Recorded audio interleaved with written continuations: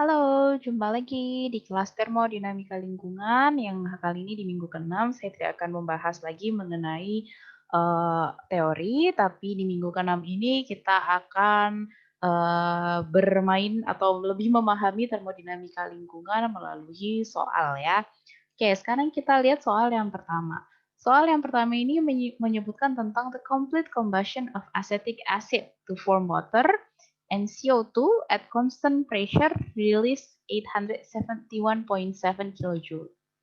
Kemudian kita disuruh menuliskan thermochemical equation-nya dari soal cerita ini dan kemudian kita harus menggambarkan enthalpy diagram for the reaction. Ya. Jadi gini guys. Jadi dia bilang combustion. Kalau combustion pasti dia ditambah dengan apa? Kita tuliskan ya, combustion of apa? Hc2, H3O2. Yang namanya combustion pasti ditambahnya sama oksigen. Dan kalau yang namanya combustion pasti hasilnya karbon dioksida dengan uap air gitu ya.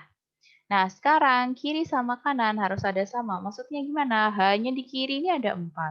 Hanya di kanan ada 2. Berarti di sini harus kita kalikan 2. Ya. Kemudian C-nya di sini ada 2. Tapi di sini cuma ada 1. Berarti kita ini harus juga dikalikan 2. Nah, kemudian sekarang kita lihat. Di sini ada O-nya ada 4.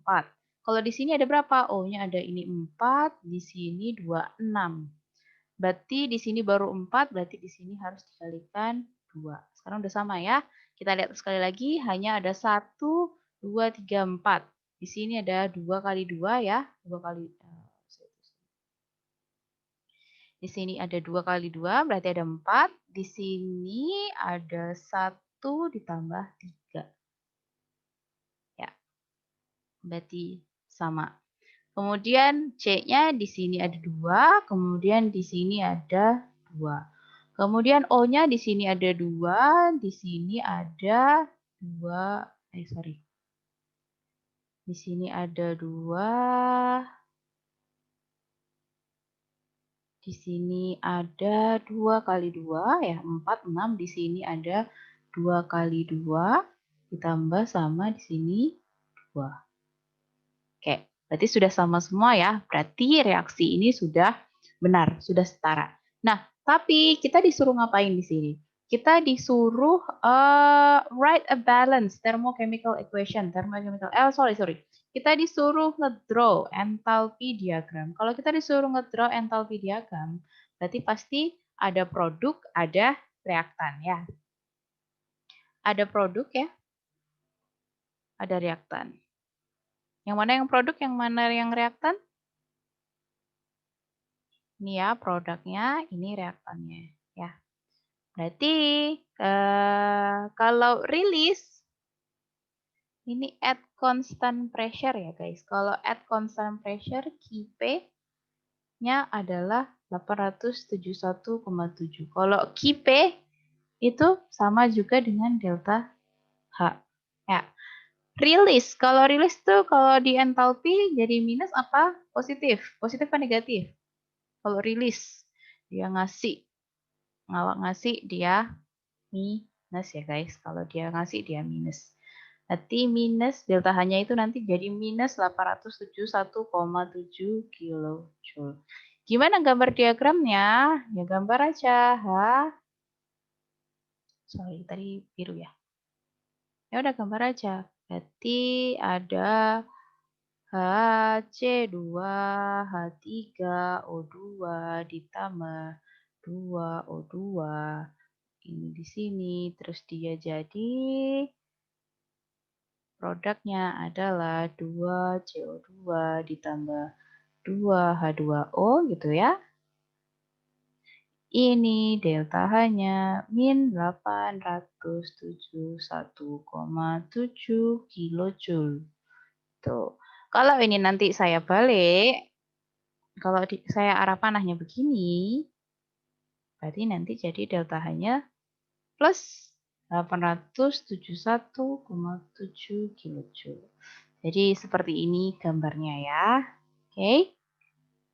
Paham ya? Ini soal yang pertama. Silahkan kalau mau diamati dulu atau diresapi dulu. Oke, kalau sudah kita lanjut, saya clear drawing dulu ya.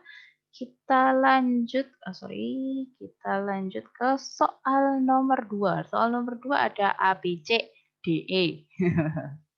Oke. Di soal yang nomor 2, ini coba kita lihat ya. Consider the following reaction. Oke, kita consider ini dulu. 2Cl dalam bentuk gas menjadi Cl2 dalam bentuk gas. Jadi 2Cl jadi Cl2. Which has the higher, more positive enthalpy under this condition. Jadi di dalam kondisi ini, mana yang kira-kira punya enthalpy yang lebih positif dan lebih tinggi gitu ya. More positive enthalpy yang mana? Perlu diingat bahwa ini adalah delta H reaction ya. Ini pada standar ya, delta H reaction standar. Bahwa delta H standar reaction itu adalah kanan kurangin kiri. Delta H produk dikurangin dengan delta H dari reaktan. Di mana di sini berarti produknya adalah Cl2 guys ya. Kita bahas yang A ini ya. Di mana di sini produknya Cl2, berarti delta H-nya Cl2 dikurangi delta H-nya dari Cl. Gitu ya, deltanya dari Cl. Nah, kemudian ini adalah sama dengan min 243,4. Di mana itu berarti delta H-nya Cl2 itu pasti lebih kecil daripada delta H-nya si Cl daripada delta H-nya dari 2Cl. Gitu ya. Berarti yang mana tadi yang lebih positif ataupun yang lebih energinya lebih tinggi? Yang 2Cl apa yang Cl2?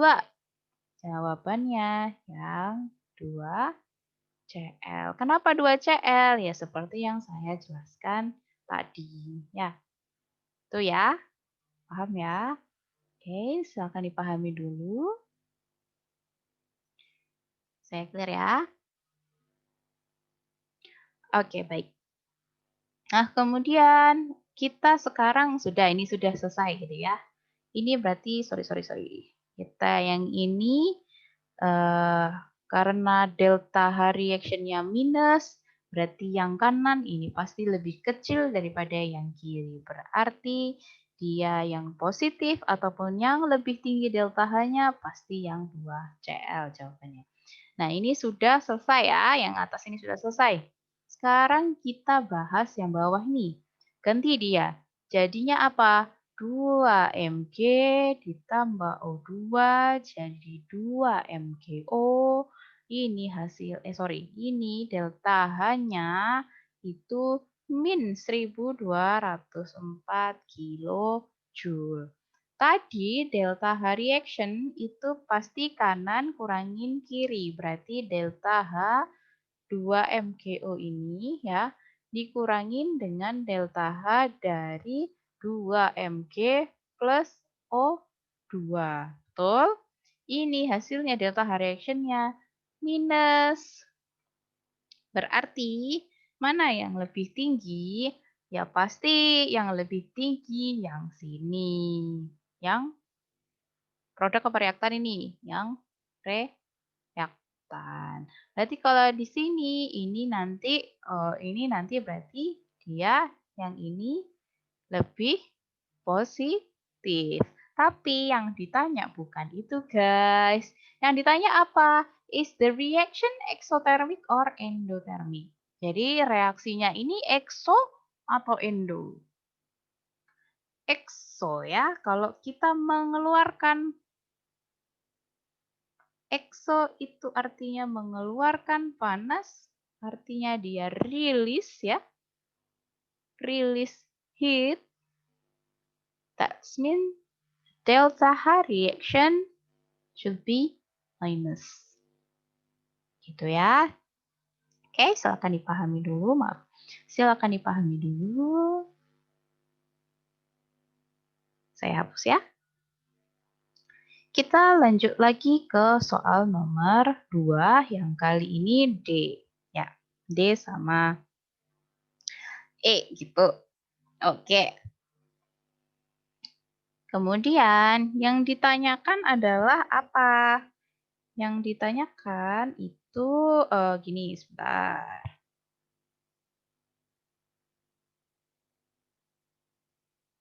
Yang ditanyakan adalah calculate the amount of heat transfer when kita punya MgO2 ya. Oh, Mg, sorry. Kita punya Mg. Oh, mana ya tadi ininya?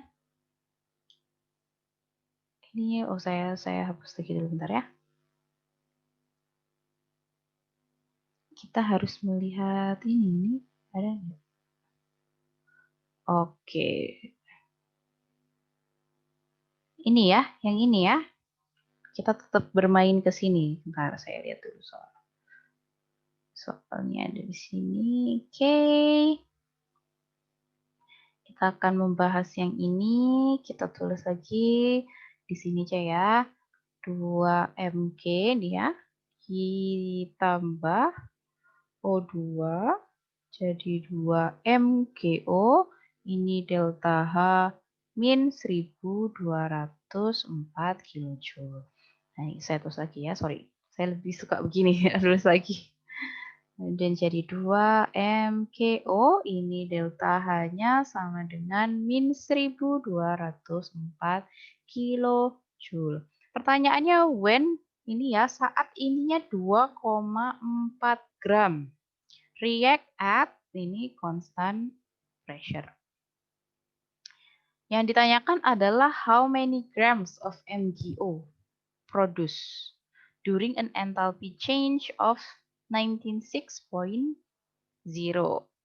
Oke, jadi yang di D ini ada 2 pertanyaan ya guys. Yang pertama adalah calculate the amount of heat transfer when to 0.4. Nah, kalau yang dari sini guys, kita lihat ya. Kalau yang dari sini dia nulisnya adalah 2 Mg.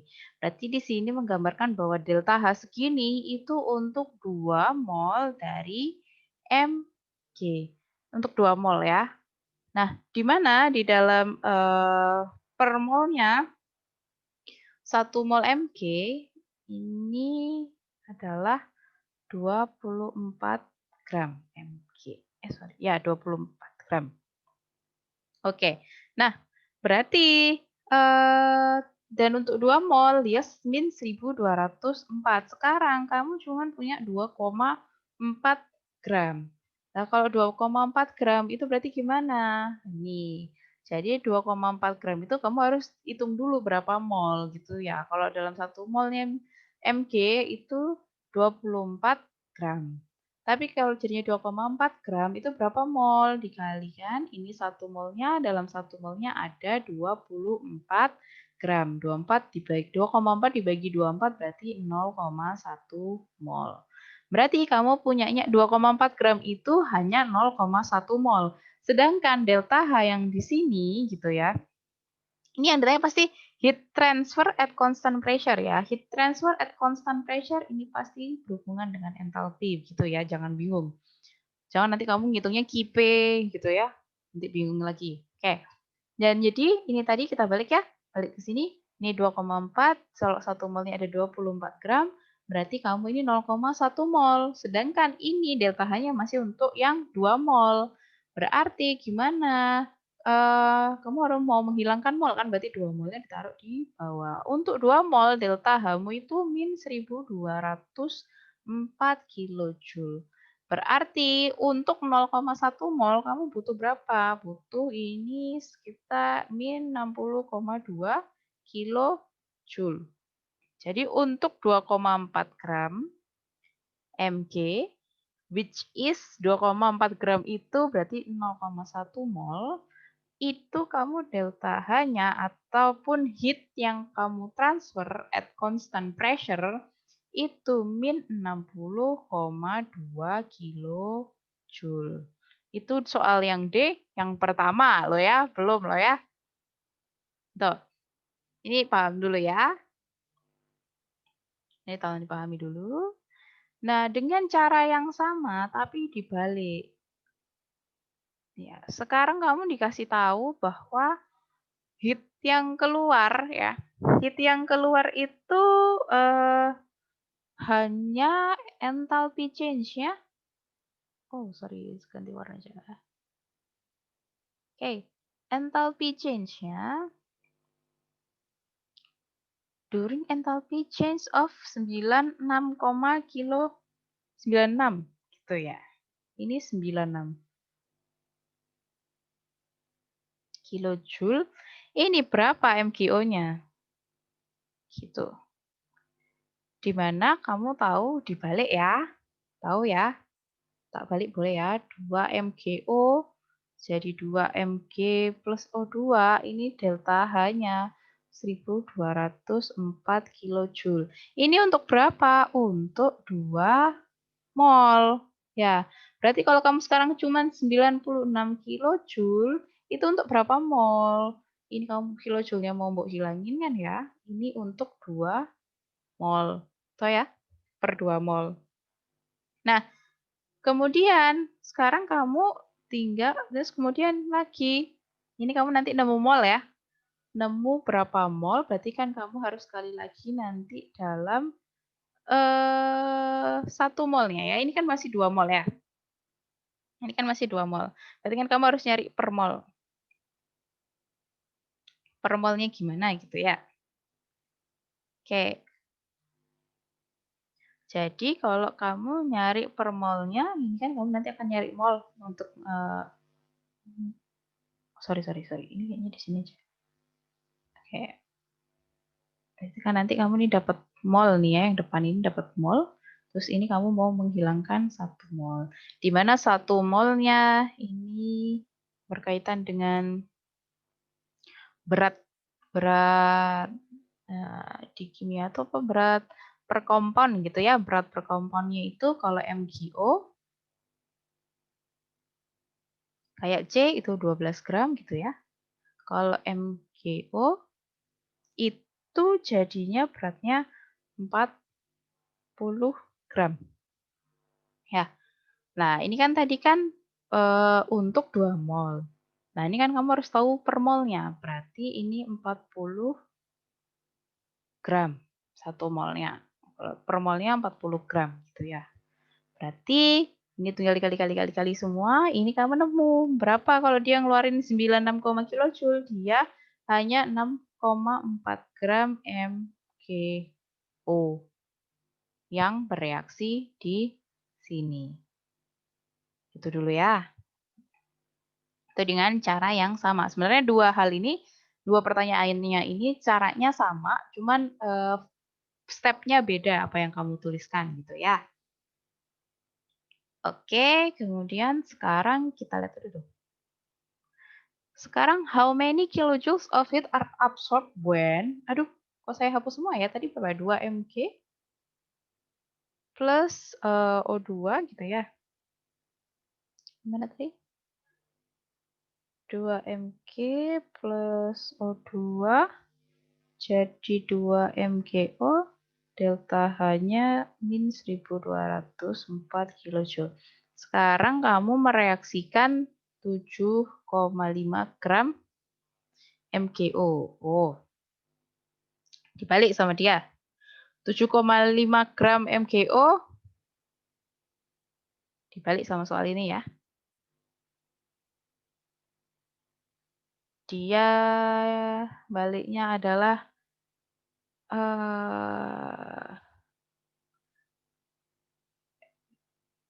MgO-nya dekompos jadi Mg sama O2. Berarti di sini ada 2 pasti ya.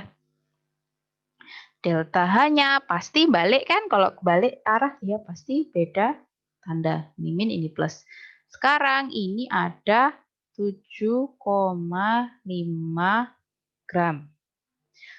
How many kilojoules heat are absorbed at constant pressure? Heat absorb and constant pressure. Kalau absorb pasti nanti positif, ini pasti berhubungan dengan delta H. Oke, tadi ini 7,5 gram. Sama kayak cara yang tadi, gimana? 7,5 gram ini berapa mol? Gitu ya. Sedangkan ini untuk eh, per molnya berapa mol sih? Gitu ya. Untuk ini sebenarnya berapa mol? Padahal untuk 1 molnya MgO tadi ada 40 gram kan ya. Ini ada berapa mol? Nanti ini kamu nemu mol kan ya? Nemu mol. Kemudian kamu kan mau mencari delta H, how many kilojoules. Delta H-nya adalah kamu pasti cari ini kan delta H. Nah, tapi 1204 kilojoule itu untuk berapa? Untuk 2 mol. Padahal ini nggak nyampe 2 mol kan ya. Ini kamu pasti nemu molnya nggak nyampe 2 mol. Berarti ini diper 2 mol. Kamu nemu nanti 113 kilojoule. Oke, ini silakan dipahami dulu. Nanti kalau misalkan kamu belum paham, nggak apa-apa. Nanti akan kita bahas di kelas lebih lanjut, gitu ya. Oke? Oke. Oke, sekarang kita lanjut ke soal yang berhubungan dengan enthalpy of formation atau enthalpy yang ada step-stepnya, kemudian kalian disuruh nyari. Ini adalah yang disebut sebagai hukum Hess ya, atau Hess law. Sorry. Oke, ini yang kita sebut sebagai hukum Hess. Kalau nggak tahu ini apa, kalian harus balik ke kimia dasarnya ini ya. Saya soalnya nggak bisa jelasin lagi. Ini ada di kimia dasar gitu. Kalau saya jelasin lagi dari awal lagi nanti gitu ya. Nah, di dalam hukum Hess itu biasanya saya akan menuliskan dulu kalau saya lebih enak adalah P4O6-nya saya tuliskan lagi dulu 2O2 kemudian jadi P4H10. Intinya adalah di dalam hukum Hess dari 2 delta H yang ada di sini ada dari reaksi termokimia yang terjadi ini disusun sedemikian rupa agar kita mendapatkan reaksi yang kita mau. Gimana maksudnya P4O6 ada nggak? Ada ya di sini. Jadi kita harus menuliskan, ada kan P4O6. P4O6 itu ada di kiri kan, berarti ini harus saya taruh di kiri. P4O6 ini berarti jadi P4 sama 3O2. Oke. Ini karena tadi saya balikkan tempatnya P4O6 yang tadinya di kanan, dari jadi produk dia jadi reaktan, delta H-nya harus berubah tanda ya, 1641 kilojoule. Kemudian yang berikutnya ada P4H10 kan di sini. Nah, P4H10 juga ada di sini kan ya. Berarti ini ada P4 ada di sininya adalah P4 ditambah 5O2 ini jadi P4H10. Delta H-nya positif apa negatif? Karena ini tadi nggak saya pindah tempatnya, berarti dia tetap ngikut ini. Berarti dia tetap negatif 2940,1 kilojoule. Ya. Nah, sekarang kan kalian disuruh ngitungnya yang ini. Sedangkan yang kita mau adalah 2O2. Yang ini. Nih ya. Kalau yang di kanan ada, di kiri ada, bisa kita coret. Sekali lagi, kalau yang di kanan ada, di kiri ada, ini bisa kita coret ya, sesuai dengan hukum Hess. P4 ada, P4 ada. Kemudian O2 ada, tapi di sini ada 5 mol, di sini ada 3 mol. Berarti di sini masih harus ada sisa 2 mol O2. Jadi ini habis ya, karena di sini 5, di sini 3, yang ini habis, yang sini yang sisa. Jadi P4H10. Ini yang kita mau cari nih, kan? Ini yang kita mau cari. Ini sudah Ada nggak ini molnya beda nggak di depan ini? Ada stoikiometri yang beda nggak? Ini 1, ini 2, ini 1. Ini 1, ini 2, ini 1. Berarti nggak ada yang beda. Berarti kita nggak usah mengkalikan 2 atau mengalikan setengah gitu. Kita nggak usah mengubah-ubah gitu ya. Kita hanya mengubah tanda. Ini tinggal di jumlah guys. Plus 1640 dikurangi 2940. 1640 berarti ada 1300 ya. 1300 kilojoule. 1300 kilojoule ini positif atau negatif? Yang negatif lebih besar daripada yang positif, berarti jelas ini delta H-nya negatif. Kalau ditanya apakah ini reaksi ini eksotermik atau endotermik? Jelas jawabannya pasti eksotermik. Orang delta H-nya negatif gitu ya. Gitu ya. Paham ya? Bisa ya yang ini? Oke, sekarang saya clear lagi. Sekarang di soal terakhir. Besok di kelas akan kita bahas contoh soal yang lain ya. Ini masih tentang entalpi dan berhubungan dengan entalpi gitu ya. Belum nanti ya berhubungan dengan heat-nya dan sebagainya gitu ya. Oke, kemudian kalau kalian disuruh gini, soalnya soal cerita semua, tapi semuanya harus dituliskan. The molar enthalpy, kita harus menghitung enthalpy of formation, delta HF.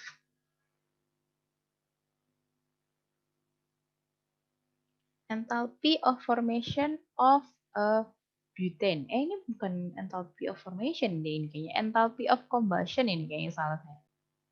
Oke, ini saya salah nih. Calculate the molar enthalpy of sorry.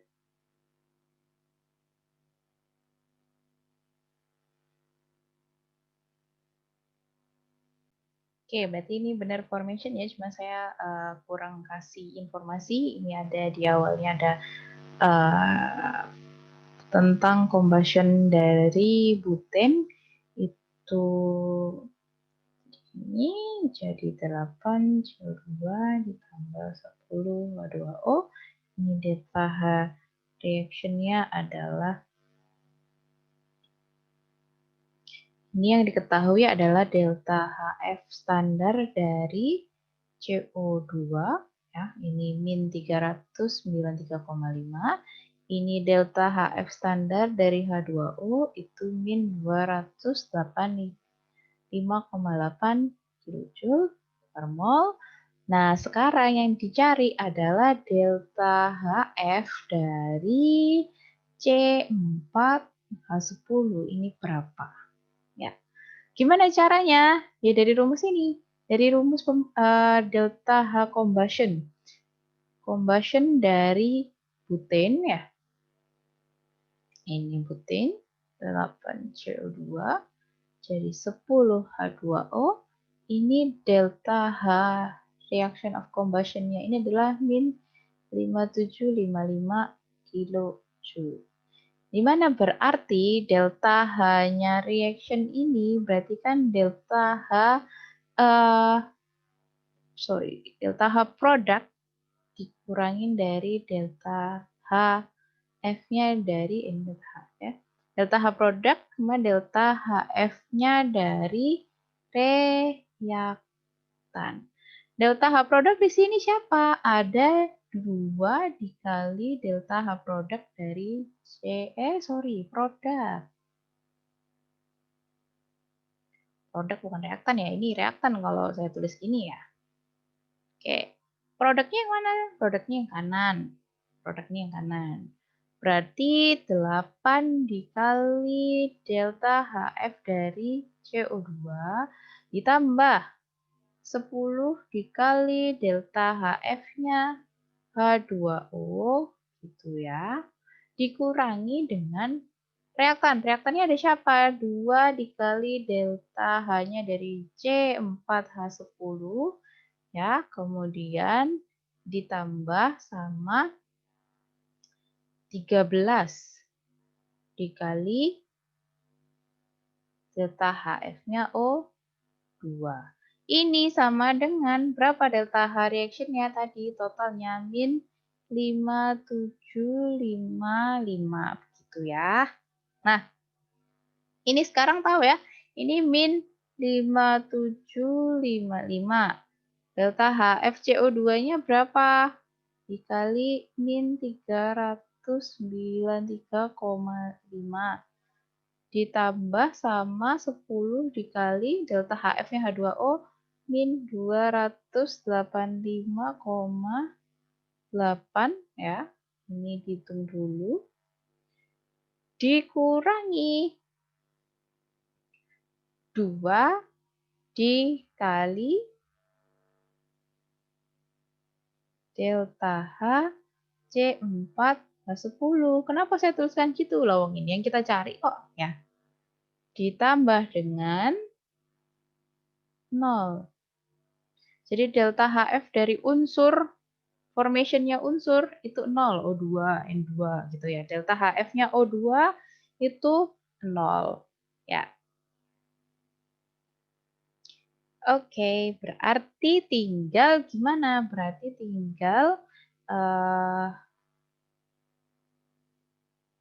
gimana nih ngitungnya ya? Oh, ditaruh sini aja deh. Kita taruh sini aja ya.